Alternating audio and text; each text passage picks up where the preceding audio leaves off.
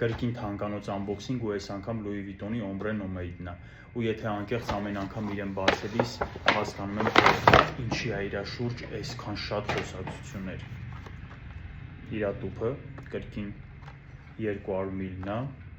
ամենահաճելի պահը։ Նախքան բույրը ցանելը ուզում եմ մի փոքրիկ պատմություն պատմեմ, որը ինձ համար շատ հետաքրքիր է։ Առաջին անգամ երբ բրենդը ստեղծեց Ombre Nomade-ը,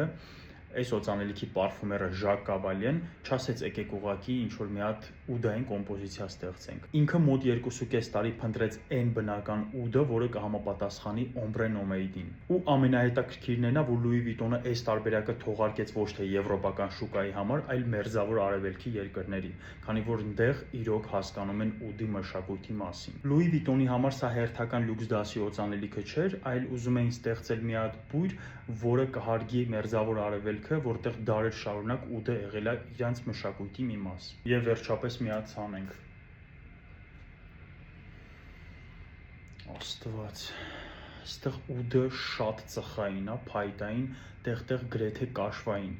բայց վարդի երանգը շատ լավ զգացվում է։ Ժամանակի ընթացքում բացվելով նաև ազնվամորու երանգ է զգացվում, որը շատ թեթև քաղցրություն է տալիս կոմպոզիցիային։ Բայց հանուն արդարության նշեմ, որ այս տարբերակը բոլորի համար չի։ Սա այն մարդկանց համար է, ովքեր սիրում են արևելյան խորը, խիտ ու բազմաշերտ կոմպոզիցիաներ։ Ու ամենակարևորը ինքը այն տարբերակներից չի, որ միանգամից մարդիկ հավանում են։ Սա imagination չի, հաստատ։ Եվ վերջում շլեյֆը կիլոմետրանոց, կայունությունը օրերով, վստահեցնում եմ։ Իսկ ձեռք բերելու համար կարող եք այցելել narfum.am կայք,